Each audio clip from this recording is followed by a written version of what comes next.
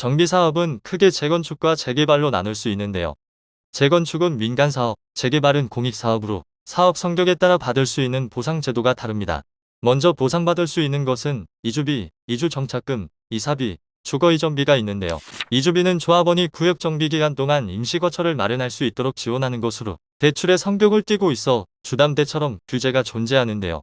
조합에 따라 자세한 지원 기준 및 과정이 다릅니다. 주택수에 따라 대출 금액이 크게 달라질 수 있어 미리 계획을 세워두는 것이 좋습니다. 이주비 대출은 세입자가 나가지 않으면 받을 수 없는데요.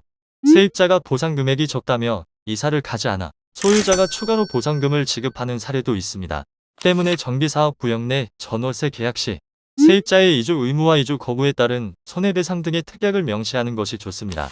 사업에 상관없이 받을 수 있는 이주비와 다르게 이주정착비는 재개발 사업의 주택 소유자만 받을 수 있는데요. 정비구역 공람공고일 당시 계속 거주한 경우 소유한 건축물의 30%에 해당하는 금액을 받을 수 있으며 최소 1,200만원 최대 2,400만원까지 받을 수 있습니다. 이사비는 정비구역 공람공고일 기준 3개월 전부터 거주한 조합원과 세입자가 받는 것으로 조기 이주를 장려하기 위해 토지보상법에 따라 노임, 차량 운임 등 실제 이사 시 비용을 산정해 조합에서 지원합니다.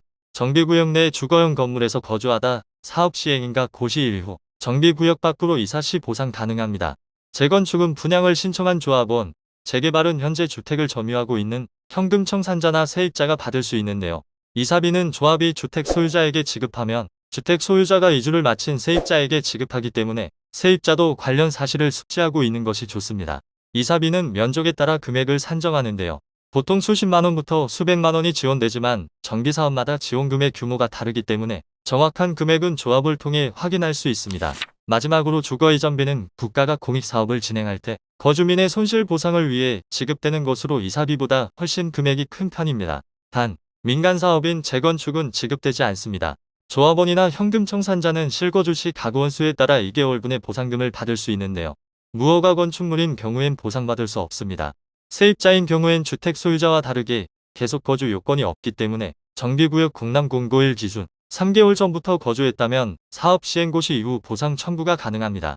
가구원 수에 따라 4개월분의 주거이전비를 받을 수 있는데요. 주거이전비는 가구원 수에 따라 금액이 달라지기 때문에 세대원이 많을수록 보상 금액이 높아집니다. 단, 구역 내 세입자인 조합원은 받을 수 없으며 사업 시행인 가일 전 사업구역 밖으로 이주한 경우 공람공고일 기준 3개월 이상 거주했더라도 주거이전비를 못 받을 수 있으니 주의해야 합니다. 세입자라면 이사비, 주거이전비와 함께 사업지에 따라 공공임대주택 입주권도 받을 수 있습니다. 정비구역 공람공고일 3개월 전부터 사업 시행 계획인가로 이주하는 날까지 계속 거주하고 있는 무주택 세대주를 대상으로 하며 세대주와 세대원 모두 입주 및 임대차 계약 종료일까지 무주택을 유지해야 합니다. 지자체마다 공급이 상이하기 때문에 미리 확인 후 조합에 요청해야 합니다. 보상을 받기 위해선 조합에 관련 서류를 제출해야 하는데요. 서류가 너무 많아 어려워하는 분들이 많습니다. 이럴 땐 조합에 문의하면 자세한 답변을 얻을 수 있으니 어려운 점은 조합과 상의하시는 것을 추천드립니다.